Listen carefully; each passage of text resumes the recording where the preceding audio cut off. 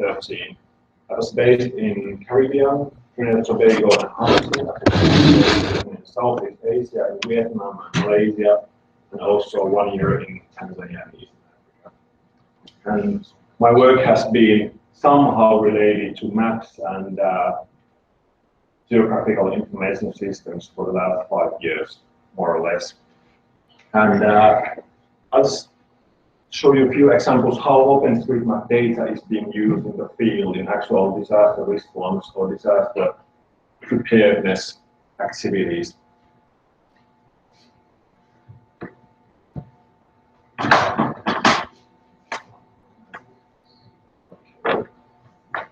Maybe I'll just sit down so that you don't have to peek through me. Okay. Some of you might know, some of these figures might come as a surprise. 1 billion people live in urban slums as we speak. That's 1/7 of the whole population of the world. And although we in developed countries are used to having good quality maps from multiple different providers, for example, here in Finland, you could have the Google Maps, you could have the Nokia Maps, Apple Maps, whatever. They all provide necessary level of detail. But when you go to less developed areas where there's not so much economic activities going on, there's no incentive to have commercially provided accurate data. And there we are completely reliant on OpenStreetMap data. And if it wasn't for OSM, many of these most vulnerable areas for the people not so well off wouldn't just exist. Red Cross and Red Crescent, they are already present all around the world. There's a Red Cross, like Finnish Red Cross or Malaysian Red Crescent, in every single country in the world. I think Tuvalu or Nauru or some small, ridiculously small island country might not have a Red Cross, but there's 190 of them, so they practically already exist everywhere in the world. And we do lots of these kind of vulnerability and capacity assessments, or VCAs, where we draw maps of those vulnerable areas and try to identify the vulnerabilities and the capacities, and always we're drawing some kind of paper maps like here you see in the picture. Before it didn't go to OSM, but hopefully more and more that will become the standard way of working, so we can share the information to all the other actors as well. So when the next time there's some other disaster risk reduction initiative or an NGO or a local government going to work in that village, they don't have to do this mapping again. They already have that data in the OSM. How many of you have ever heard of Hyogo framework or Sendai framework? Okay, let's skip that. Highly relevant for disaster risk reduction. It's like the UN Millennium Goals, but this is for the disaster risk reduction. Covers the whole United Nations system for the next 15 years. And I think there's dozens of different kinds of things that they are highlighting that needs to be done. And I think number 3 was to map the risky areas. Global Facility for Disaster Risk Reduction. They have emerging best practices in natural disaster risk assessment, 300-page PDF. There's, I think, 46 mentions of OpenStreetMap in those emerging best practices. So this is global research institute, and they find OSM really key for future risks. Now that we have increased, I mean, the climate change is rapidly increasing, the urbanization is increasing, there needs to be solutions that are scalable and can be scaled up fast and cheap, and OSM is definitely in my opinion one of those. Well, just last boring slide under the real part. Red Cross principle approach to innovation. I just want to highlight, I'm a big open everything, open data, open source fan, and of course the data-driven or decision-making based on facts, and instead of just, I feel it should be done this way, are something that could be improved also in the Red Cross movement. So OSM will do its share there as well. Okay. Most of these examples are from American Red Cross because they have excellent presentations on the internet. and you can all go and find them. If you just type in American Red Cross and OpenStreetMap, you will find tons of material. I'll highlight a few use cases. Gulu, a small province capital in Uganda. That's the map, the best, most accurate map that they had of that town at the time. Then, through the help of remote mappers like you in a few minutes and the local knowledge, this is what they came up with, highly detailed map. And then they identified the thatch roof of buildings, meaning the buildings that have roof made of hay, that are highly prone to catch fire when you, for example, cook with open fire like many people do there. And the biggest risk and challenge or vulnerability for these communities was fires that spread like wildfire in urban areas. And here on the red dots, you can see those clusters of thatch-proof buildings, and they used the local Red Cross together with the local government counterparts used this map to start mitigating the fire hazards. Haiti earthquake, I'm sure everybody knows of Haiti. It was amazing how fast that place was mapped. One of the, well, actually the poorest nation in the whole Western Hemisphere. There was really no incentive for commercial map providers to have accurate maps of basically anything there.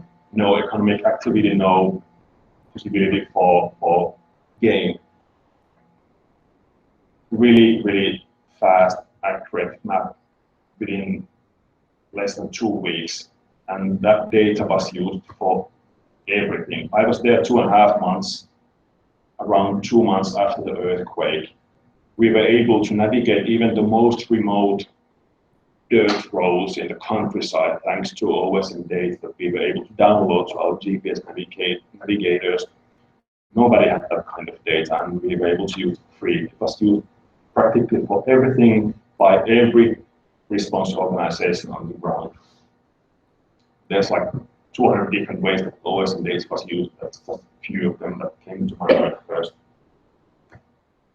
Typhoon Haiyan, the strongest and most violent typhoon that has ever made landfall in registered human history, 2013 in November. Philippines has got thousands and thousands of islands. It's a logistical nightmare to plan and organize a disaster response operation in that kind of area. The mainland areas were relatively well mapped, but the island communities, they were practically non-existent on the map. So within just few weeks, there was 4.8 million edits done on the map. And after that, the ground teams were able to start their work. The local volunteers, most of them Philippines Red Cross volunteers, they went house to house and validated the work done by remote mappers. So for example, if you now start mapping buildings in Ecuador based on satellite images, damage, yes, no, partially, completely, then there will be local volunteers who go building to building and validate those results. And based on this data, they were able to focus the relief efforts into most damaged areas. This kind of stuff you just cannot do with Google Maps, no matter how handy it is in your mobile phone when you try to find your way from downtown to Metropolia where you have never been before. And a few more maps on distribution planning. You can see here on the marked areas, they are called baracays, the lowest admin area in Philippines. It's like village level or even smaller than village. You can see how many households are living in every barangay and then plan the distributions accordingly.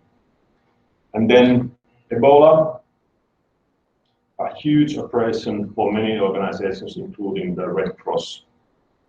Again, in relatively undeveloped areas of the world in West Africa.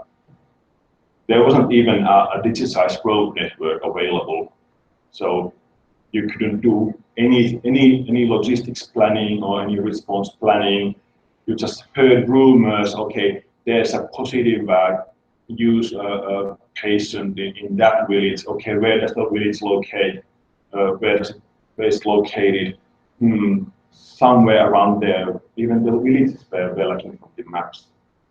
It feels strange when we are looking at maps of developed countries, but that's how it was. Again, a huge spur of volunteers from all around the world did huge loads of work in a really short time.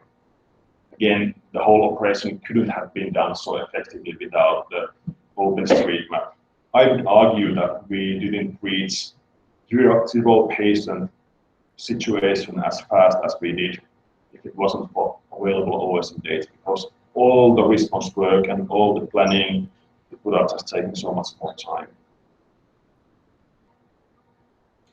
On the left-hand side, you see the most accurate map of a few villages there that existed when the Ebola response started. It's hand-drawn, honestly.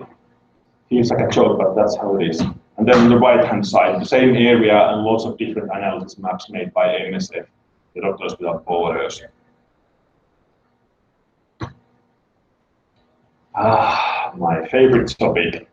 I could speak about this live for hours and hours, but just to make it really brief, Google Maps is great in your mobile phone for navigating in modern environments. But then when you need to do disaster response, disaster preparedness, long-term development cooperation planning or analysis, or anything more than just navigating, Google Maps just doesn't work for you. 2-minute marketing piece. Many of you are still studying, but after you graduate, in case you are interested in working in international disaster preparedness and response, Finnish Red Cross is recruiting also non-Finnish speakers, non-Finnish citizens. Here's a picture of the field hospital I was based in after the Haiti earthquake. In that tent over there, pit latrines, plus 35 around the clock. Lots of flies, lots of unpleasant smells, difficult to sleep, bunk beds, everything ad hoc, but still really, really rewarding, interesting, and you feel like you're doing actually something that is of importance and of benefit. If that doesn't feel like something completely non-appealing to you, think of applying to become an international aid worker as a delegate, as we speak with the jargon. Here's just numbers of how many people Finnish Red Cross has deployed abroad in different years. 2010, when the Haiti earthquake was, then we had the biggest year. 284 people were sent abroad for short or long-term missions. So we do send quite a considerable number of aid workers abroad every year. If this marketing pitch is of any interest to you, go to SPR or finishredcross.fi/delegate. And there you will see how to apply for training. And a bit surprisingly to many, we need lots of different profiles, not just nurses and doctors like people commonly might think. There's definitely need for at least all those listed there, but also many others. I come from software development and photography background, and I was sent as a disaster management delegate. So we train our people as well. It's other things that matter more than your degree or the area of your degree. Last Mapathon, I was talking with a person responsible for Myanmar and Cambodia, Southeast Asia, and she told me that water professionals especially are needed. Yeah, water and sanitation. I myself have been trained as a water and sanitation delegate. When I was in the RISE of 2.5 months, I was there as an IT technician and purifying drinking water for people. So I've done the Red Cross trainings for water purification, and we have really easy systems. You don't need to have a degree in biology to be able to go and sanitize clean drinking water in remote areas. So check out the address, or if you're not interested but might know somebody, forward them there. If anybody has like a question or two, I'm happy to answer, and then we can get to the actual business of mapping instead of us having monologues here in front.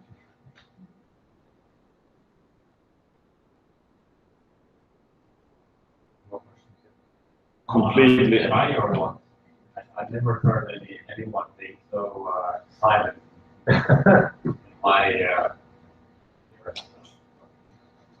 Yeah. Well, like, let's say I would be a delegate. Like, how would I go about it? Like, what's the time frame, application process? Those delegate trainings last 1 week, and that's like the basic training to become a delegate. The application process is open now. I think it closes beginning of June, and then the next course is next autumn. I think it's nowadays they run once every spring and once every autumn. And there's around 25 people every course. And after that, you become a part of the roster. Of course, then you are able to apply for more trainings. But that's like the first level. There's always more people applying for the training than can be accepted, but they always try to find a good mix of people from different backgrounds. So it wouldn't be only nurses or only people from development, cooperation, or just IT, or so that we have versatile conversations in groups and versatile backgrounds. Right. So let's say I would I would be studying, working next fall, but at the training periods, they be like kind of like weekend or more like intensive kind of camp style. The trainings are the first training it's 1 week, and then most of the other trainings are weekend courses, with few exceptions, but most of the additional trainings are weekend long. How long is the whole course? The whole course is 6 days at the moment, with some online pre-studying requisites before that. There are some age requisites I can say here, like 25 to 65. Yeah, within that area, I think, well, officially you need to be at least 28 before you are able to apply for a delegate training, but I know people younger than that, and there's also the youth delegate training before that, so we send also youth delegates. It sounds a bit funny that somebody who's 28 is considered a youth delegate, but yeah, don't focus too much on the age limits there. Are they flexible, or do you consider them? I think they always look at the application as a whole. So if you are a strong applicant in some other areas, they might not be so interested in your actual page. Okay. Alrighty, let's get on. Okay.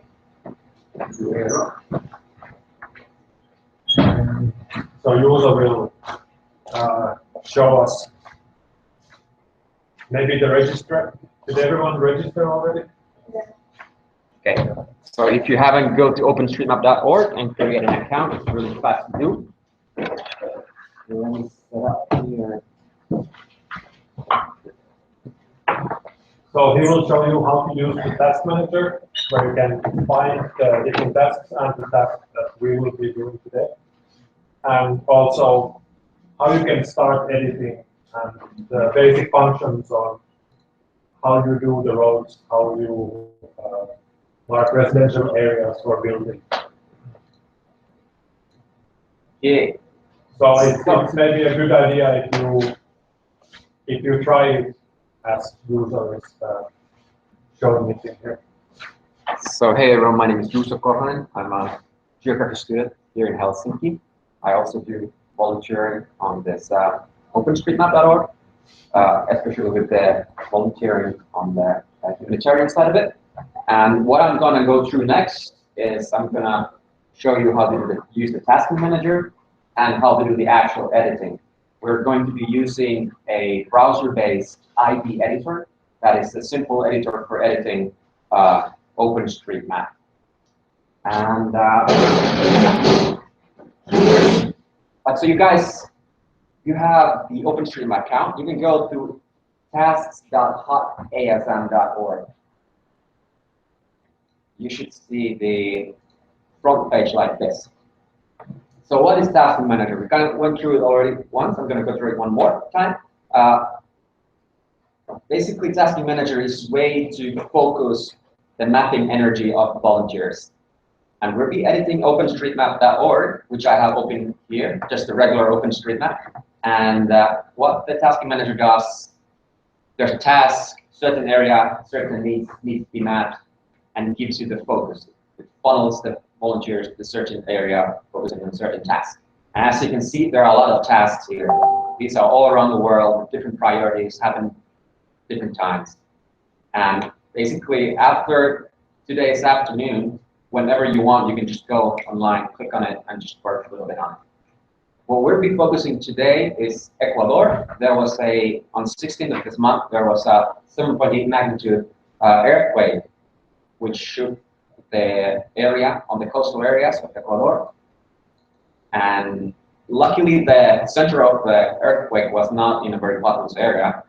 Still, almost 600 people died, and infrastructure got destroyed in many areas. Now, what we're doing here today is basically trying to get the basic infrastructure.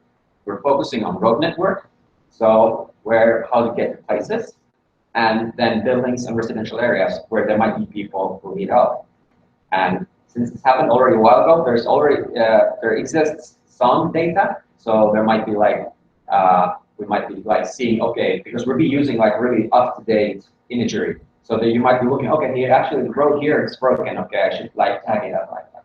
And we'll be focusing on that later. Okay, so the task that we are at hand is number 1842. You can just put it here in the search, and you get the introductory page. How Task Manager works, there's different tabs here. Description tab gives you the general description of the task at hand.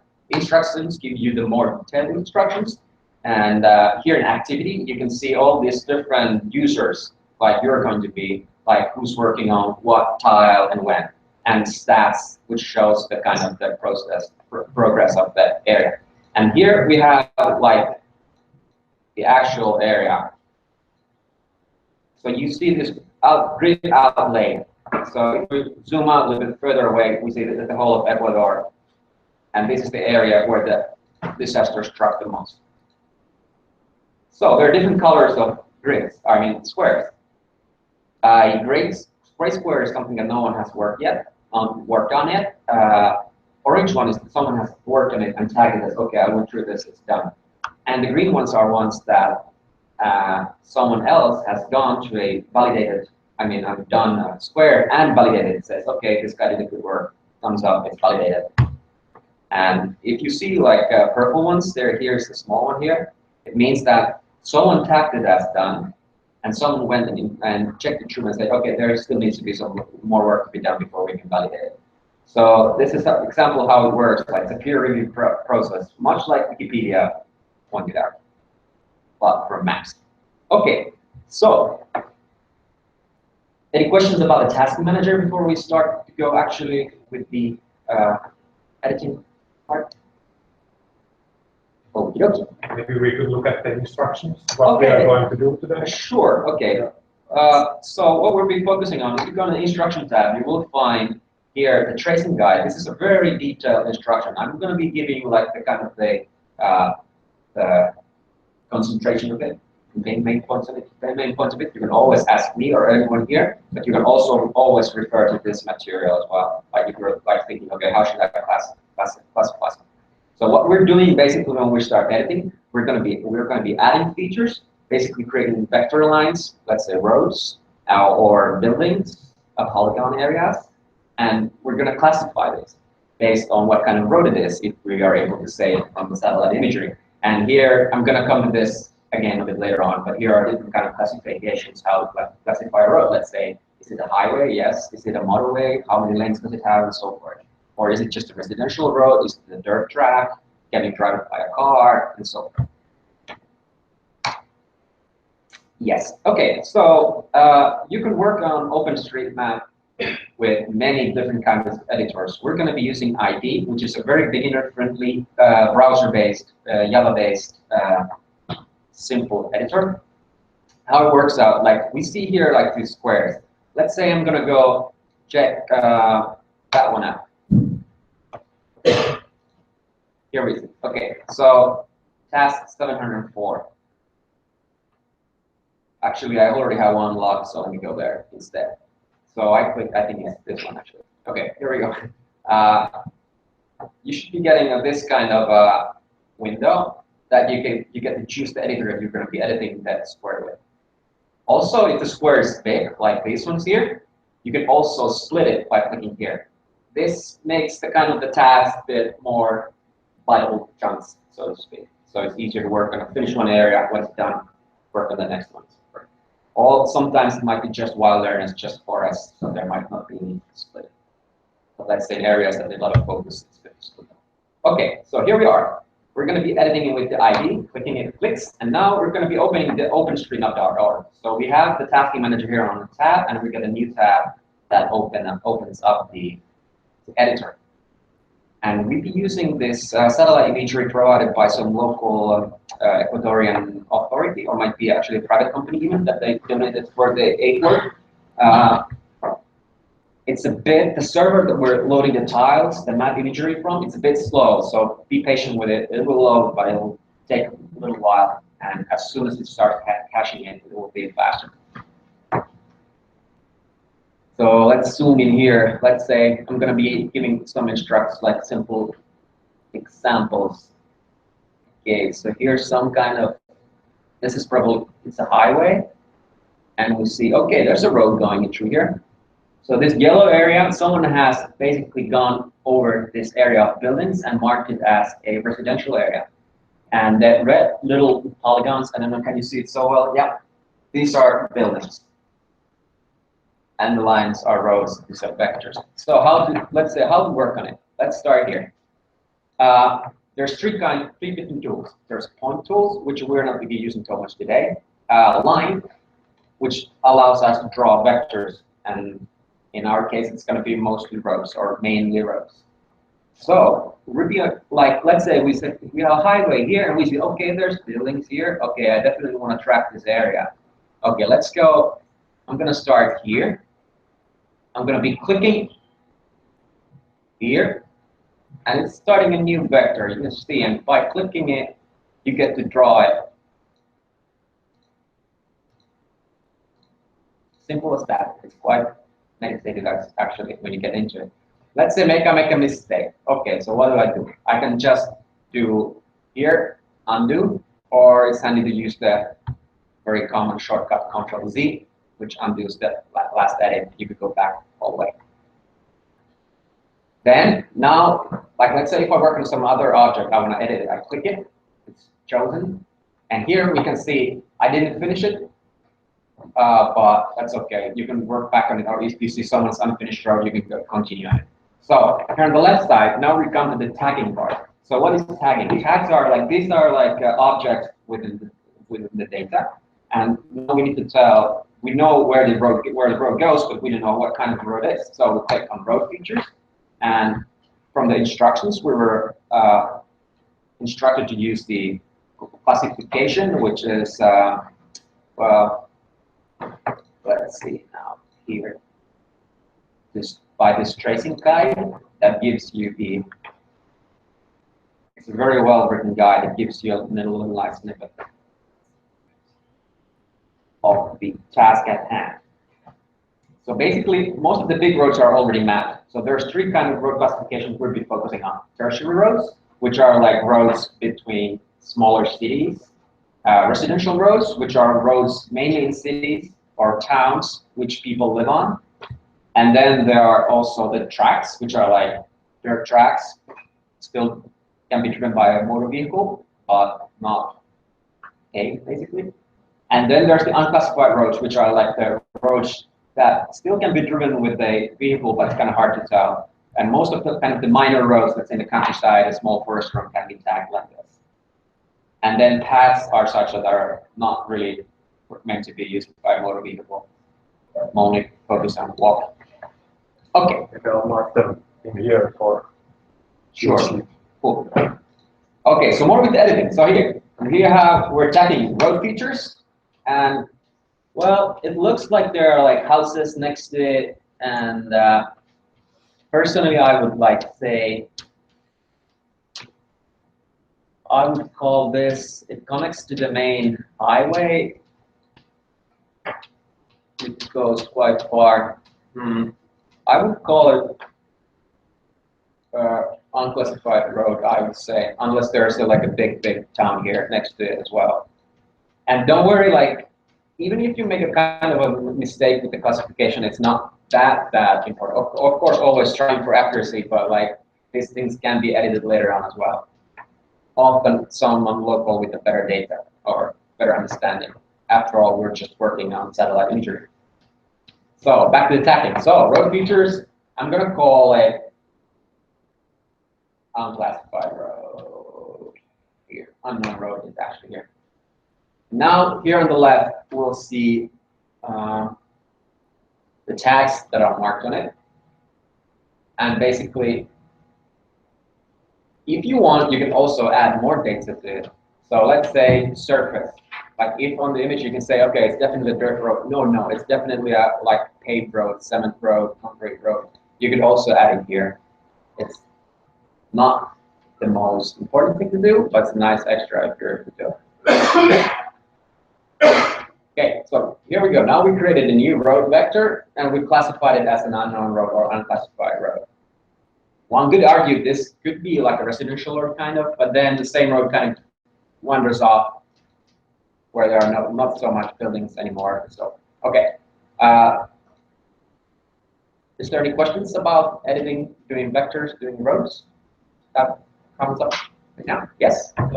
What is the best browser for using this kind of I think personally I've been using Chrome and Firefox. As long as it has the latest Java, you should be all good. Internet Explorer works as well. I think it is just for all of the Yeah, it should be like, it shouldn't be browser dependent.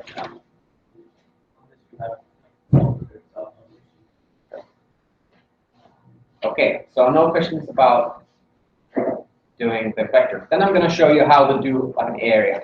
So I can actually leave it here. Now someone else can pick up on it. Or maybe I actually tell one more thing about editing vectors. So there's like two ways to go about it. Like let's say, if you want to continue editing an existing vector, you just go find the little white dot and click there. You just go focus and move on from there. Unfortunately, I have to leave, but happy mapping and hopefully we'll see in the next Mapathon. Thank you. Thank you.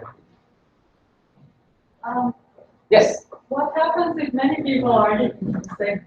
Okay, yeah, that's good. That's a very good question. So what this tasking manager actually does, it blocks this, like the actual frame that you are working on it. So if there's a lot of people, let's say, focusing on the disaster area, while you're working on it, it shows in tasking manager as locked. So meaning that someone is actually working on it, it doesn't allow you to go there through the tasking manager. Of course, anyone go edit it if they want to, but this kind of helps at least with the people who come through the tasking manager to edit the OpenStreetMap data.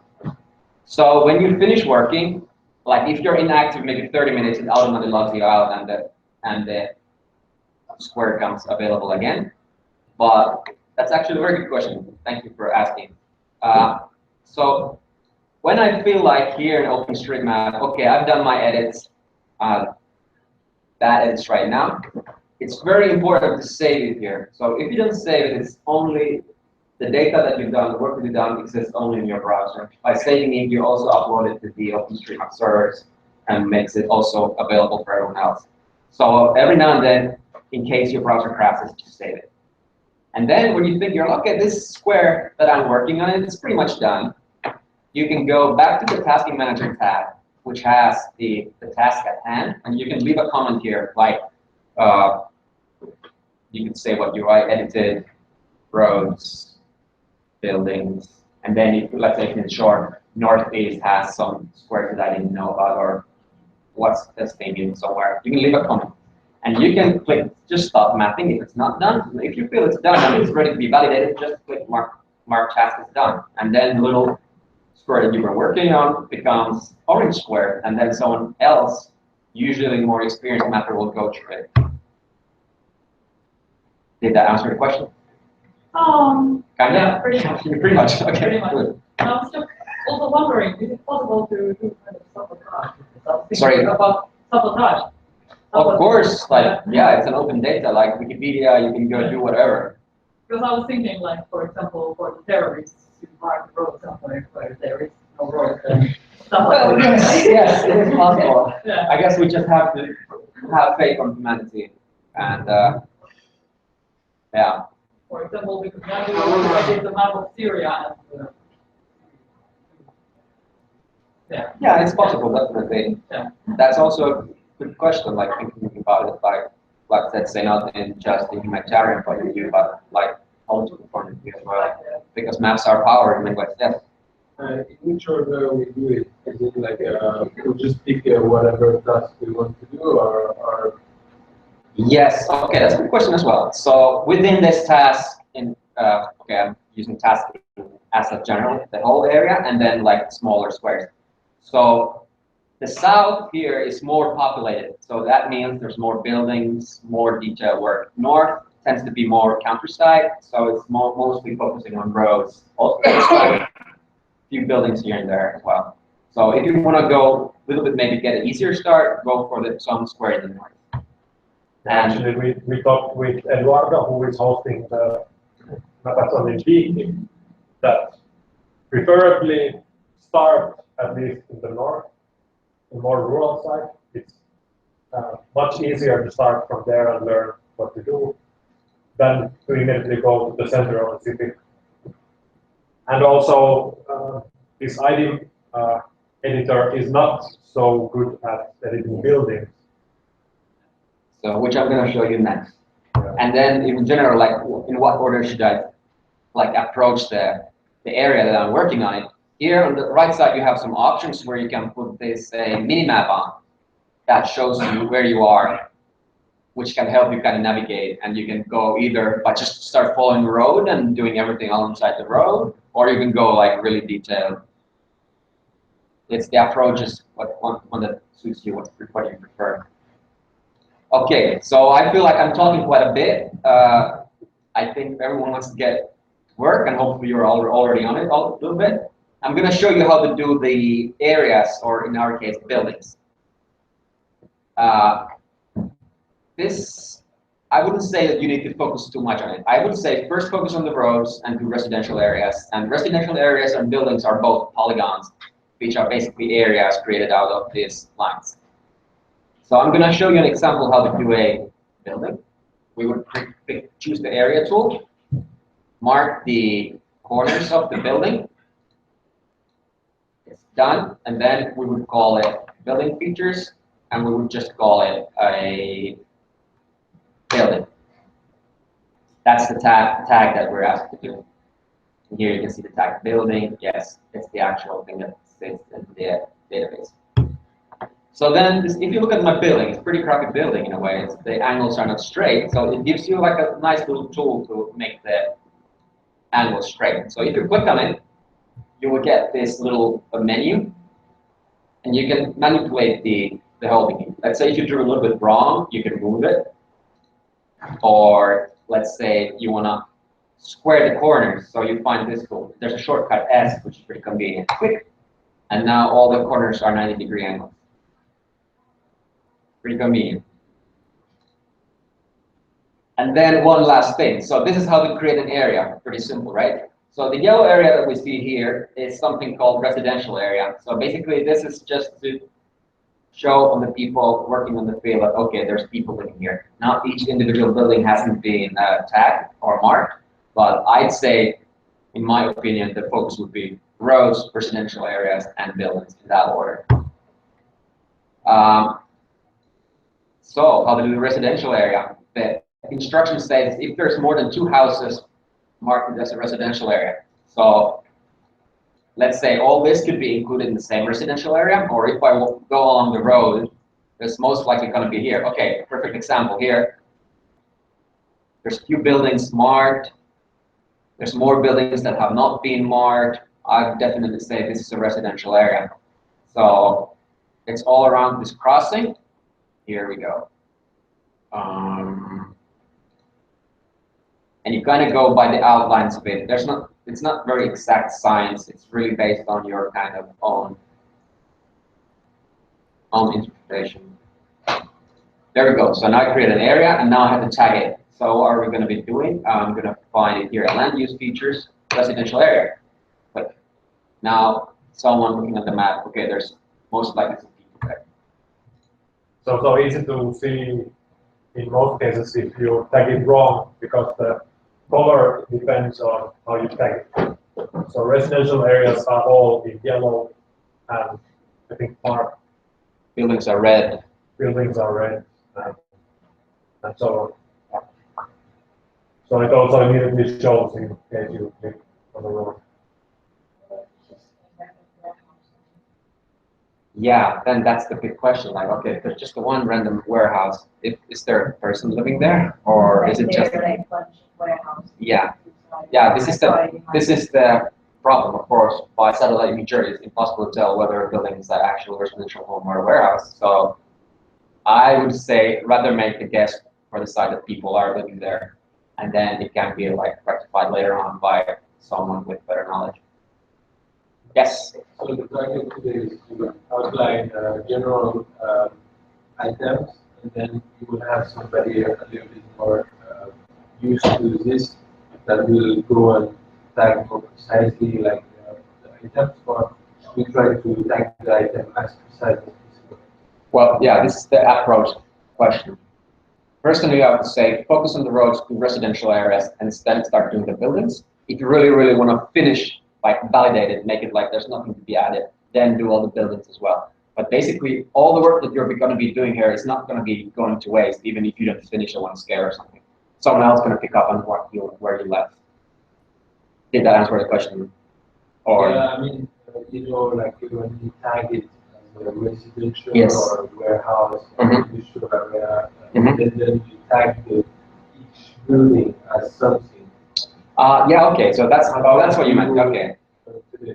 Right, so the tags, if you're willing to do all the separate buildings, then just tag them as building. And if you click building, and I think the tag is called, you click building and then you do building again. So how the tag will look like, it's building, yes. That's what we're going to be doing with the buildings.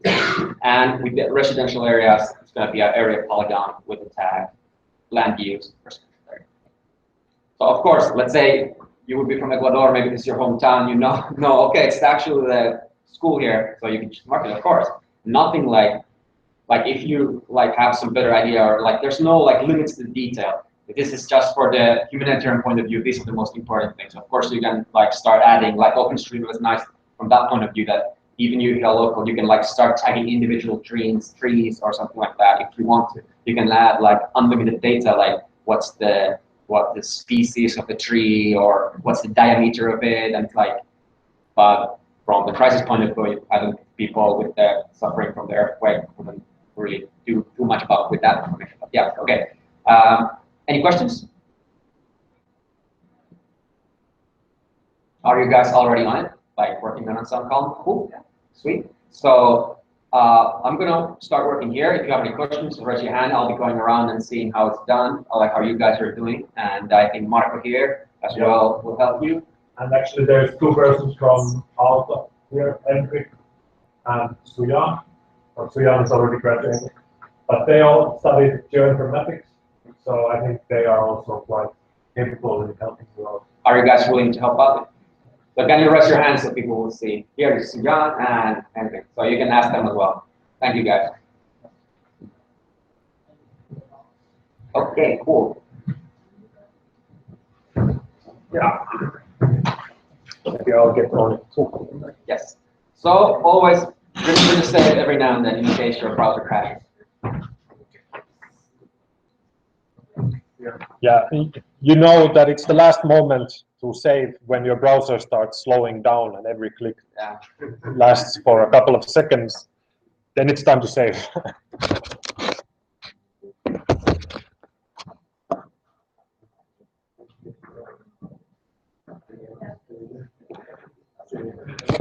Hei Eduard, laitetaanko striimi kiinni vai?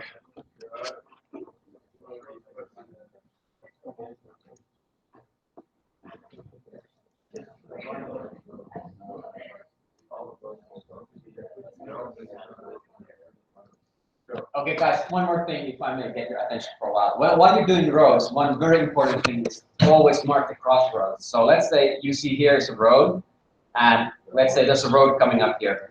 So don't do like this, just go across the road. Mark, click on the dot where the roads cross. So that means that there's actually a node that has 2 lines crossing. So if you're doing, let's say, a routing or some analysis later on, it can be used. It says, okay, these roads are connected. If they don't share a node, then you cannot, let's say, keep a router to find a router. Okay. But also remember that if it's a tunnel and a bridge, then don't click on it, because then there is no intersection between the roads.